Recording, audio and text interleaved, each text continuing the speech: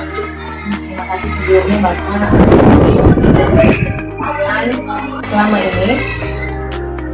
Bagaimana Bapak dalam identifikasi misalkan ada sebuah permasalahan dan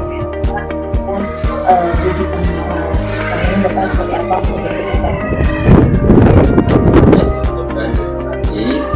Atas waktunya saya sebagai kepala tentunya mempunyai suatu kebijakan dan otoritas dalam tugas yang saya laksanakan sebagai kepala sekolah, tentunya dengan rekan-rekan kontribusi kepada sekolah, tetapi ada yang merasa bahwa sekolah itu hanya untuk melaksanakan kewajiban saja. Setiap mengambil suatu keputusan atau kebijakan, yang utama adalah kebijakan itu harus berpihak pada semuanya. Itu yang pertama. Selebihnya kebijakan itu ya mengenai hal-hal yang berkaitan dengan tugas, ya saya tidak mau memberikan tugas yang memang tidak sesuai dengan apa yang tupoksi daripada guru tersebut, ya. Yang pertama, nah ketika kebijakan itu berdasarkan etika, wajar sebagai kepala sekolah itu memberikan suatu masukan, arahan, pembinaan kepada rekan-rekan yang memang tujuannya adalah untuk memberikan suatu hal yang baik kepada yang bersangkutan. Memang di sekolah itu karakter seseorang itu pasti berbeda-beda dengan yang lain. Nah, bila saya berhadapan dengan hal itu, tentunya saya mengambil suatu keyakinan dalam hati saya bahwa apa yang dilakukan guru itu benar, ya, dalam melaksanakan tugasnya. Jadi sekali lagi saya tekankan, setiap mengambil keputusan tentu dengan pikiran yang jernih, hati yang lapang, dan apa yang diputuskan dengan baik, nanti hasilnya juga akan baik, sehingga nantinya tidak ada perasaan dengan suatu hal yang tidak baik. Tentunya ya, yang diinginkan adalah kebaikan untuk semuanya, bagi sekolah, bagi siswa dan orang tua. Bagaimana menjalankan sesuatu jika bertemu dengan permasalahan yang antara dimana dua kepentingan ini sama-sama benar, bagaimana memiliki kewajiban yang benar, gitu. Untuk Bapak sendiri bagaimana cara menjalankan pengambilan keputusan? Yang pertama, untuk menjalankan setiap keputusan, yang pertama ya, saya harus mencari informasi sedetailnya.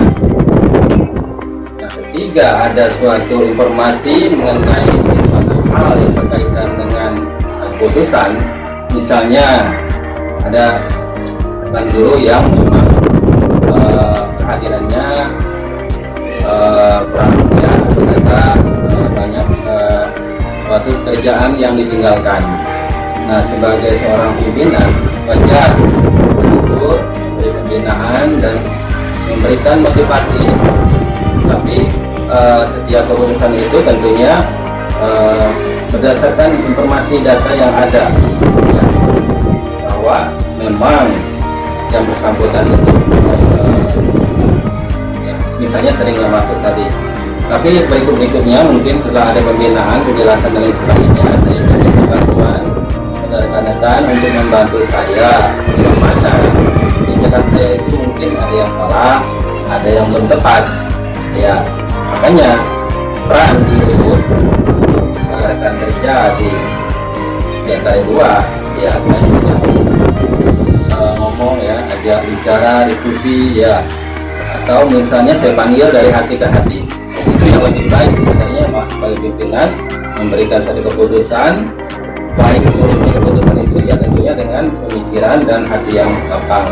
Yang ketiga, ada masalah seperti itu, selain tadi kita minta masukan dari teman-teman, kemudian itu nanti keputusan itu harus diambil oleh kepala sekolah yang jelas sebagai seorang perhatian sekolah tentunya ya mengambil keputusan itu harus dengan sikap tenang ya, tidak terlampau ini karena memang bagian teamwork ya, kerja di sekolah itu adalah guru, kepala sekolah, siswa dan apa namanya komite ya, orang tua itu memang harus ada sinergi ya. Yang ada permasalahan di sekolah tentunya harus dimusyawarahkan.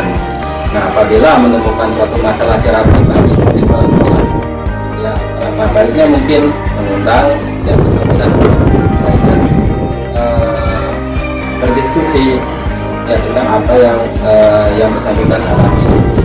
Ya, tujuan yang pertama ya tidak untuk menyudutkan seorang, tidak menjelekan seorang, tapi intinya tujuan daripada setiap kebijakan yang ditetapkan oleh kepala sekolah itu sesuai dengan aturan yang ada. Dan setiap masalah pasti ada jalan keluarnya. Masalah yang pernah Bapak lakukan dalam pengambilan keputusan, misalnya contohnya apa yang Ya, saya ambil contoh misalnya kepala sekolah menginginkan pada wali kelas atau guru bidang untuk menanamkan sikap di lingkungan. Ya, misalnya dengan selalu mengingatkan untuk membiasakan anak itu untuk membuang sampah, karena di sekolah itu adalah tempat untuk belajar. Kalau sampahnya di dalam di luar itu malah berantakan ya, tanpa dukungan daripada wali kelas ya, apa namanya guru bidang dan kepala sekolah itu tidak akan terselesaikan.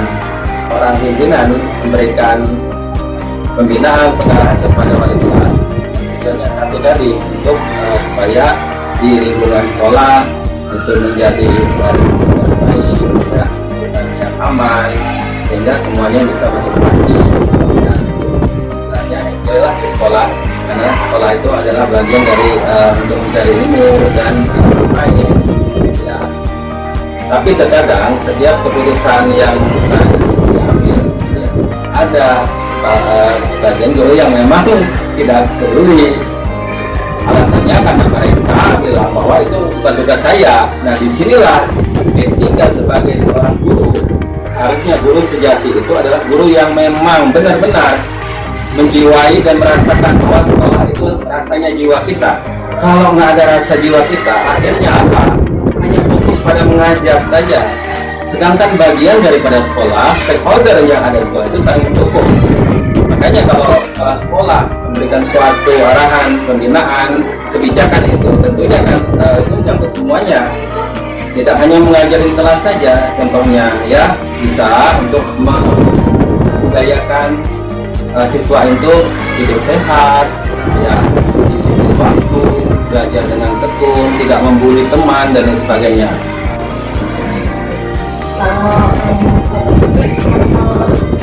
Apa sih yang selama ini Bapak rasa sudah Ya, keputusan itu relatif tergantung besar kecilnya permasalahan, tapi kembali lagi kepada bahwa dia keputusan kebijakan yang diambil kepala sekolah itu tidak bertentangan dengan peraturan yang ada. Itu yang satu. Yang kedua, bila keputusan itu mengharuskan kepala sekolah untuk memberikan suatu dengan bijaksana, ya misalnya keputusan yang diambil dalam rangka kegiatan yang bermanfaat, yaitu kebiasaan siswa untuk kegiatan agama, ya bahwa memang benar bahwa siswa itu belajar itu tidak hanya di kelas ya, tapi di lapangan bisa kita manfaatkan sebagai sarana belajar. Nah, sini peran guru khususnya agama memberikan suatu motivasi ya, pelajaran lah, ya, walaupun tidak lama dan ini merupakan sudah digariskan ya oleh pemerintah sekolah, silakan dilaksanakan dengan baik ya. Hal-hal yang berkaitan dengan kegiatan itu ya tentunya harus didukung oleh semua pihak ya, baik itu para sekolah, guru ya, nanti anak-anak kita ini merasa terbiasa dengan kegiatan itu dan menghasilkan hal yang positif. Untuk tantangannya sendiri gimana ya? Kalau tantangannya itu ya memang sebagai kepala sekolah ya banyak sekali tantangannya ya. Tapi yang saya rasakan selama ini sih itu tantangan itu adalah suatu motivasi saya untuk lebih baik, karena kita semua kebijakan keputusan yang diambil kepala sekolah itu berkenan kepada anak guru ya, tapi di balik itu bahwa setiap keputusan yang diambil oleh kepala sekolah itu ya tentunya ini kan untuk semuanya. Nah, ketika ada kendala mengambil keputusan ya memang nggak masalah lah kalau bagi saya mah, karena memang apa di sekolah itu dinamika, apalagi di SDN Karet 2 itu jumlah 24 orang dengan 16 rombel ya, tentunya ya kebijakan yang diambil kembali lagi kepada individu gitu ya. Setelah diberi keputusan ya tentang banyak hal, ternyata memang masih ada yang belum begitu memahami apa yang dikeluarkan oleh kepala sekolah, kembali kepada nah kendalanya dari ya hadapi aja dengan rasa tanggung jawab, dengan rasa mengayomi ya, bukan menghukumi ya. Walaupun ada teman-teman yang merasa berbeda pendapat, itu hal yang biasa dan itu yang menjadikan kita putusan kebijakan kepala sekolah itu bermakna. Artinya ada yang koreksi kalau salah ya, sebab kalau kebijakan itu kan belum tentu benar atau belum tentu salah ya, asalkan kepala sekolah itu memberikan suatu kebijakan keputusan itu sesuai dengan aturan yang ada, insya Allah tidak akan mana-mana, pasti tujuannya adalah baik akhirnya. Kalau untuk pengambilan keputusan sendiri biasanya Bapak apa pada saat kejadian langsung diselesaikan atau misalnya butuh waktu? Ya, setiap keputusan kebijakan tentunya ada yang langsung, ada yang tidak langsung ya Bu. Saya ambil contoh misalnya saya ketika di sekolah setiap hari saya kontrol di depan halaman, di belakang. Nah, ketika di halaman itu banyak sampah, di belakang banyak sampah ya, otomatis saya akan memanggil guru itu ya, setidaknya mereka itu melihat saya itu memperhatikan pekerjaan mereka ketika ngajar di kelas ya. Tapi ya kadang-kadang keputusan itu, kebijakan itu belakangan, arti kata saya simpan dulu 1 kali, 2 kali, 3 kali baru saya panggil, kita cari solusinya lah, karena sekolah kita semua, artinya kita hanya menjaga dan merawat itu kewajiban kita, stakeholder sekolah yaitu kepala sekolah, guru, kemudian penjaga sekolah dan rekan yang lain. Jadi keputusan memang itu ada yang langsung, ada yang tidak. Kalau langsung kemudian ada teguran langsung, tidak hanya disambat saja. Kadang saya masuk ke kelas, saya lihat kelasnya ya gurunya belum ada. Nah, ketika saya menghadapi hal seperti itu, tentunya ya sebagai kepala sekolah menanyakan ya kepada rekan yang lain, apakah memang ini yang bersangkutan belum datang karena apa gitu ya. Kan gurunya nggak ada, tapi ketika dia datang mungkin saya kasih keterangan lah, minta keterangan informasi apa antara anak-anak nggak di kelas, jam belajar tidak dimulai. Jadi kebijakan itu ya langsung, bisa tidak langsung, tergantung situasinya saja. Situasional. Iya, situasional sifatnya. Kalau kita merasa bahwa itu harus dikerjakan pada saat itu, ya kerjakan, ambil keputusannya. Tetapi kalau kiranya butuh pemikiran yang lebih dalam, mungkin kita jeda dulu, nanti mungkin ada kesempatan waktu lain untuk kita selesaikan. Tapi intinya mah ya di dalam sisi sebenarnya satu hal yang biasa ya, relatif sifatnya dan situasi dan kondisinya yang ada. Oh, dari Bapak sendiri ada seseorang atau yang Bapak untuk mempermudah membantu Bapak dalam keputusan? Kalau di SDN dari 2, alhamdulillah potensi yang luar biasa. Ini ditunjukkan ya ada 2 calon kepala sekolah di SDN dari 2. Insya Allah tadi terbulan kepada yang tambah lagi luarkan kita termasuk Ibu Elfrida, Bu Umi yang sudah mengikuti calon guru penggerak. Nah, ini satu hal yang membanggakan ya bagi sekolah ya. Secara itu saya merasa senang dan mendukung intinya mah. Dan tentunya setiap mengambil keputusan itu saya tidak sendiri, pasti semua dilibatkan. Termasuk Ibu Elfrida, saya tugaskan di pelatihan pembinaan rekan-rekan khususnya dalam bidang kurikulum ya, satu alat kurikulum ya, karena di SDN dari 2 kelas 1, 4, 5 itu memang sudah harus menerapkan kurikulum merdeka berubah, dan saya yakin bahwa ini mempunyai suatu kemampuan yang lebih, kompetensi yang lebih. Tapi tidak dalam hal itu saja. Misalnya saya mengambil keputusan dalam tentang keuangan ya, saya tentunya harus berkonsultasi dengan bendahara ya. Kemudian di dalam bidang kepegawaian saya membutuhkan operator yang untuk membantu pekerjaan saya. Artinya ketua itu tidak bisa bekerja sendiri, harus melibatkan semua yang ada di sekolah. Sepintar-pintarnya kepala sekolah kalau sendiri, kita tidak kooperatif dengan teman, tidak akan berhasil. Kepala sekolah harus semuanya punya potensi yang harus dikembangkan.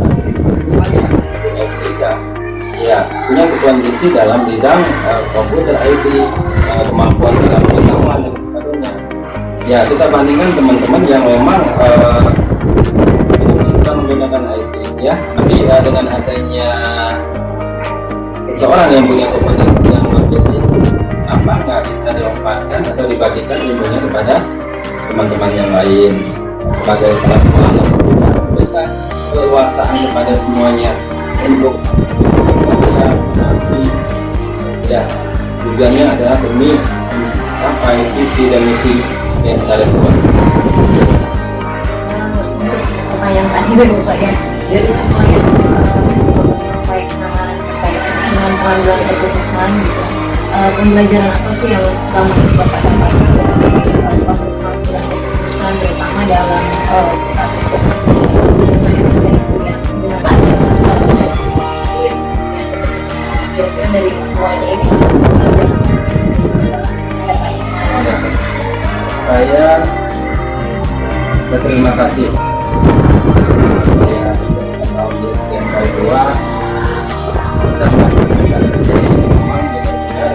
punya kompetensi, saling mendukung, saling menguatkan. Sebab kembali lagi bahwa pekerjaan kepala sekolah itu hanya tidak saja ya, kepala sekolah itu adalah kan bagian dari guru juga, cuma diberikan tugas tambahan sebagai kepala sekolah.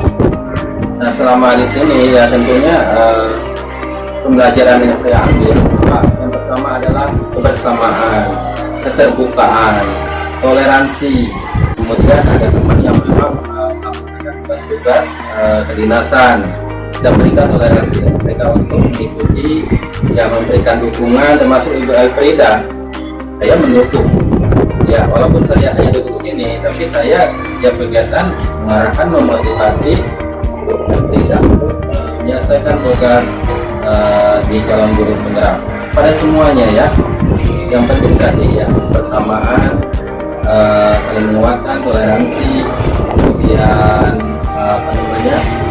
kembali lagi kepada individu bahwa kita itu adalah manusia yang tidak sempurna, dan ternyata kita banyak kekurangan, banyak salahnya. Terima kasih Bapak untuk waktunya semuanya ini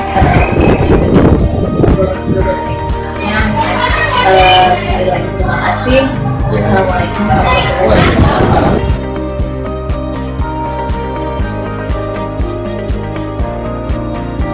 Assalamualaikum warahmatullahi wabarakatuh. Terima kasih Bapak untuk kesempatannya, sudah diizinkan untuk berbincang-bincang terkait dengan pengambilan keputusan yang Bapak ambil di sekolah. Kalau menurut Bapak sendiri tuh bagaimana selama ini cara Bapak mengidentifikasi contohnya misalkan kasus-kasus yang ada dilema etika ataupun rujukan moral, cara Bapak mengidentifikasinya itu seperti apa? Baik Bu ya, terkait pengambilan keputusan memang terkadang kami juga saya dihadapkan pada suatu dilema. Misalnya tadi yang disebutkan dilema etika ya, dilema etika itu kan benar lawan benar. Nah kalau kami di SPM ini ketika kami harus dihadapkan pada situasi demikian, kami mengidentifikasi dulu, misalkan ada dua opsi A sama opsi B. Nah opsi A kita identifikasi, kalau mengambil keputusan opsi A manfaatnya ini, madorotnya ini. Kalau opsi B manfaatnya ini, madorotnya ini. Nah terkait manfaat dan mandorot itu kemudian oleh saya sebagai kepala sekolah di open atau dipiurkan ke rekan-rekan guru peserta rapat, misalkan dalam suatu rapat, kemudian mereka memberikan masukan ini, masukan begitu. Akhirnya setelah ketemu ternyata misalnya opsi A itu ternyata manfaatnya lebih banyak, lebih besar dibanding dengan opsi B, maka keputusan kita ambil yaitu opsi A. Itu satu. Yang kedua, dalam dilema etika ini opsi A benar, opsi B benar. Nah saya suka mengambilnya selain yang pertimbangan yang tadi, yaitu dengan skala prioritas. Skala prioritas artinya mana yang mesti didahulukan, mana yang mesti kemudian. Nah tentu saja yang mesti didahulukan yaitu yang benar-benar dijadikan skala prioritas. Baik Bapak, kalau misalkan dari Bapak sendiri tuh bagaimana cara mengambil atau menjalankan pengambilan keputusan di sekolah ini gitu, terutama misalkan ada kasus-kasus yang seperti tadi dilema etika, ada misalkan dua kepentingan yang sama-sama benar gitu kan, sama-sama mengandung nilai kebajikan, berarti kan ini lumayan gitu kan, harus mengambil keputusannya yang tepat gitu. Nah bagaimana cara Bapak sendiri dalam mengambil keputusannya?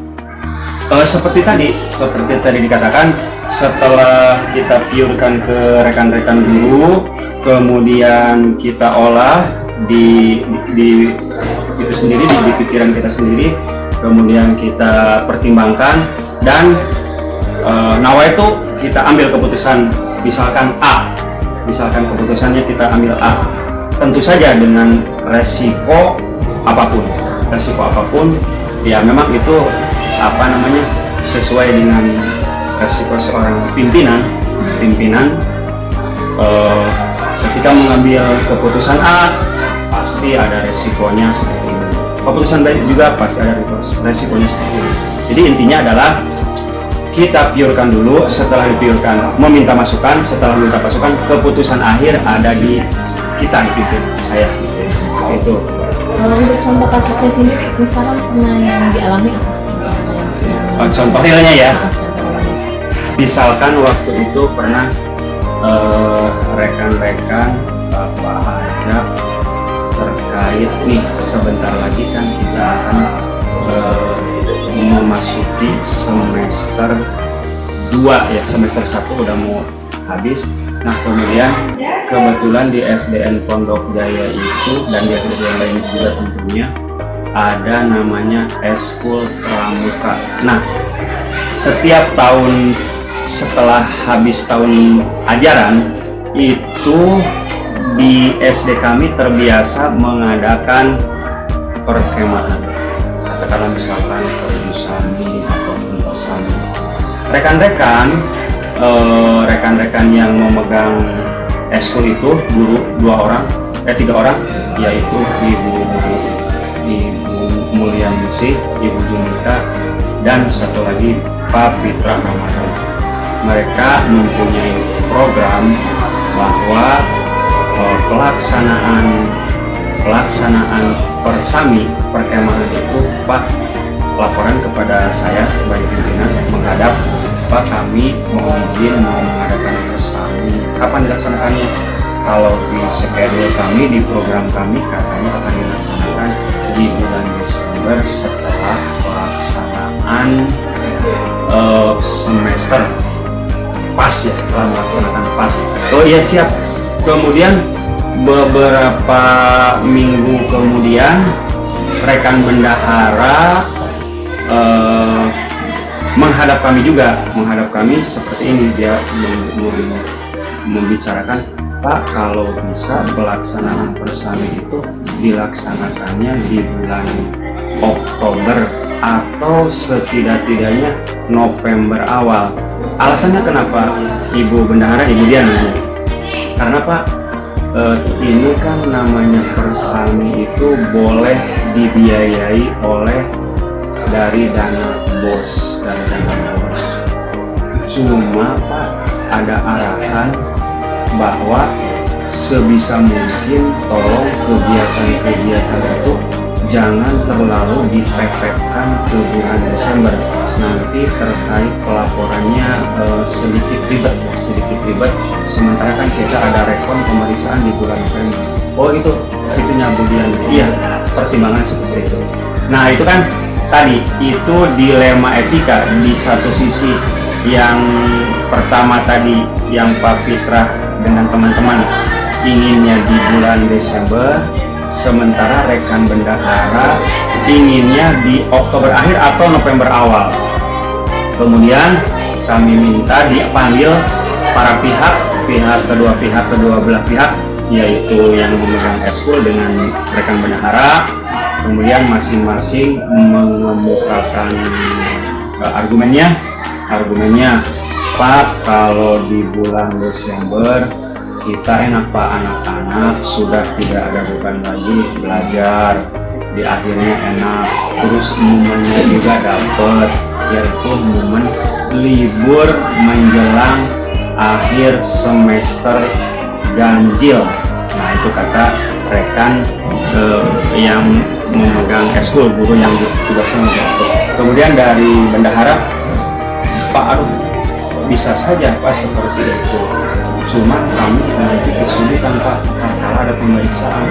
Akhirnya kita, terus saya bertanya kepada mereka semua, terutama ke rekan yang bendahara, kira-kira nih Ibu Bendahara Budian, kalau di akhir Oktober biasanya kan kalau camping itu, perkemahan itu, kita nebeng ke momen apa? Momennya apa kalau di akhir Oktober atau di awal Oktober?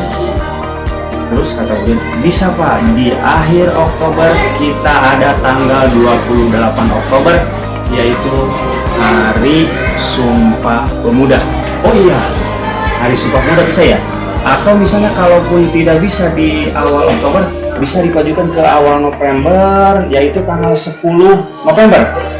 Momennya kita dapat. Apa tuh momennya? Hari Pahlawan.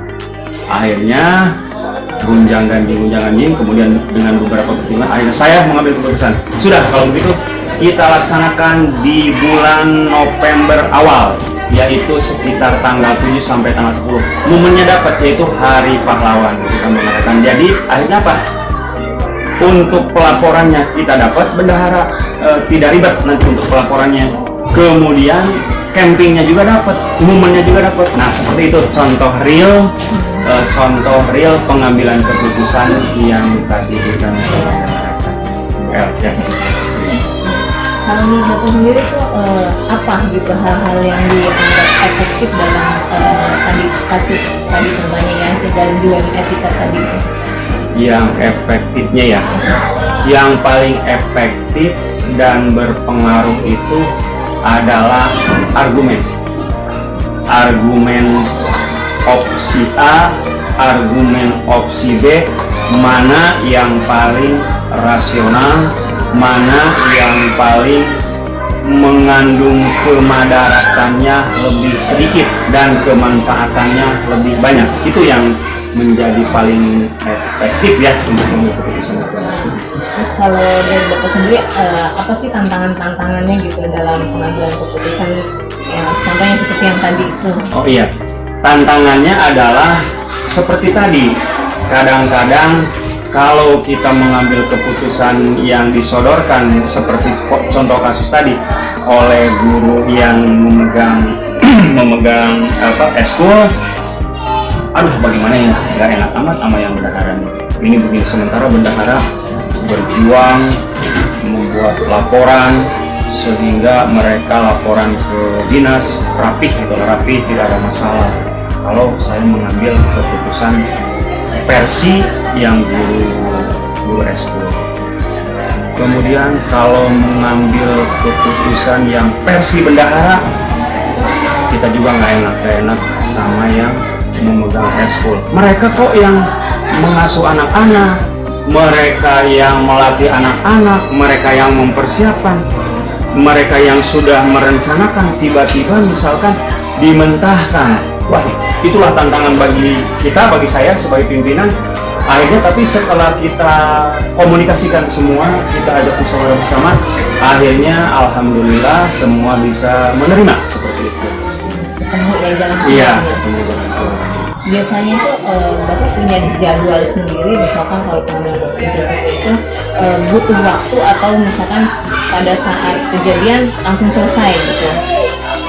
Biasanya kalau saya itu, kalau pada saat kejadian saya tidak langsung mengambil keputusan. Biasanya saya suka menunggu beberapa saat, dalam hal ini hari ataupun lamanya minggu, hitungan minggu. Kenapa begitu? Pertimbangannya satu, kalau misalnya antara opsi A dengan opsi B itu kelihatannya perdebatannya meruncing, kemudian masih dalam keadaan panas, kemudian kita langsung diselesaikan gitu, saya suka dipertimbangkan biar semua itu berkepala dingin, dengan kepala dingin ya. Misalkan juga dilakukannya itu biasanya kalau Bapak itu melakukan hal seperti itu ketika jam isoma, misalkan kan kebetulan kalau anak-anak itu pulangnya kelas pagi itu sampai jam 12 isoma, istirahat, sholat, makanan. Kemudian kan para siswa semua sudah pada pulang. Nah, yang para pihak yang mesti diambil, yang keputusannya itu berbeda, yang pertimbangannya mereka itu berbeda-beda, ya kemudian saya panggil di saat-saat seperti itu. Secara psikologis pada saat itu mereka sudah makan, yang beragama Islam sudah sholat. Nah, kita panggil sambil ngobrol-ngobrol santai, tapi serius, santainya tapi serius gitu ya. Di sini biasanya suka di sini atau enggak di ruang tamu gitu ya. Dengan tidak menafikan substansinya ya. Kalau dari Bapak sendiri ada misalkan orang atau faktor-faktor lain yang selama ini mempermudah atau mendukung yang Bapak dalam mengambil keputusan gitu, yang mempermudah Bapak lah gitu, entah itu seseorang atau faktor-faktor lainnya gitu. Oh iya, ada. Di kami kan kebetulan rekan guru itu ada yang lebih senior usianya dibandingkan saya dan Bapak. Nah, dalam hal ini saya beranggapan dan memang kenyataan seperti itu, kelihatannya lebih bijak. Saya coba sebutkan aja, misalkan di sini ada Ibu Ayu, ada Pak Dede. Nah, sebelum kami mengambil keputusan final, saya juga selalu sering bertanya kepada beliau, face to face ya, empat mata, dengan non formal gitu, ditanya seperti ini, meminta pertimbangan beliau yang kepada yang seni.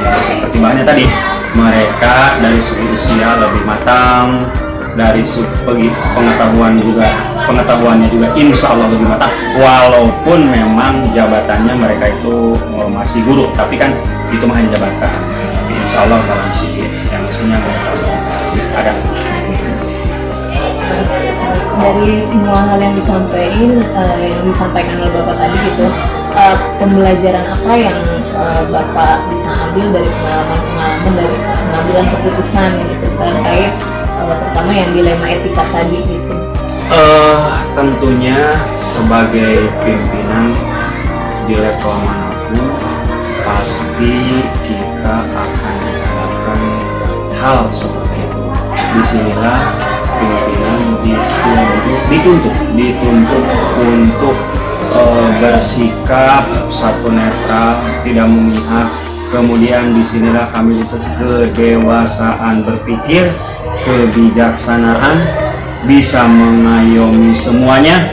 Nah, itu tataran idealnya, dan itu harus diusahakan, harus bisa memang seorang pimpinan, resiko seorang pimpinan harus begitu. Satu, kedua, kita juga harus siap menanggung resiko dari keputusan yang sudah kita ambil, dan resiko itu diminimalisir dengan tadi musyawarah, dengan komunikasi dan sebagainya. Sudah cukup. Iya, terima kasih Bapak untuk semua jawabannya. Sudah diajak gitu kan, berbagi gitu, kita ngobrol-ngobrol, sharing pengalaman Bapak. Mudah-mudahan ini bisa jadi contoh buat saya ke depannya. Amin. Terima kasih banyak Bapak sekali lagi. Assalamualaikum warahmatullahi wabarakatuh. Waalaikumsalam.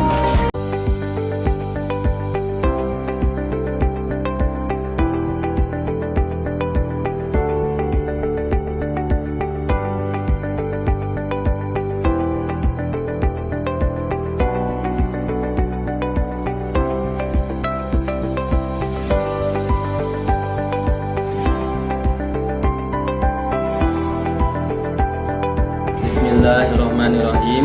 Assalamualaikum warahmatullahi wabarakatuh. Saya Ridwan SPD selaku Kepala Sekolah SDN Karet 2 Kecamatan Sepatan. Dalam hal ini kami dari pihak sekolah mendukung kegiatan calon guru penggerak di SDN Karet 2 Kecamatan Sepatan. Mudah-mudahan dengan adanya kegiatan ini akan memberi motivasi kepada rekan-rekan dan khususnya kepada Ibu Elfrida Siti Novalia untuk mengembangkan apa yang telah didapatkan di kegiatan calon guru penggerak nanti bisa diterapkan di SDN Karet 2. Itu saja yang dapat saya sampaikan, kurang lebihnya saya mohon maaf. Billahi wal taufiq wal hidayah. Wassalamualaikum warahmatullahi wabarakatuh. Assalamualaikum warahmatullahi wabarakatuh. Puji syukur kita panjatkan kehadirat Ilahi Rabbi Allah Subhanahu wa taala. Salawat dan salam mudah-mudahan senantiasa tercurahkan kepada hari alam baginda Rasulullah Muhammad SAW. Rekan-rekan guru yang berbahagia, khususnya Ibu Elfrida sebagai calon guru penggerak di Kecamatan Sepatan, Kabupaten Tangerang. Saya Mulyana, Kepala Sekolah SDN Pondok Jaya, Kecamatan Sepatan, Kabupaten Tangerang, mendukung terhadap pendidikan yang sedang dilaksanakan oleh Bu El. Mudah-mudahan dalam menempuh pendidikan calon guru penggerak ini diberikan kesehatan, kelancaran,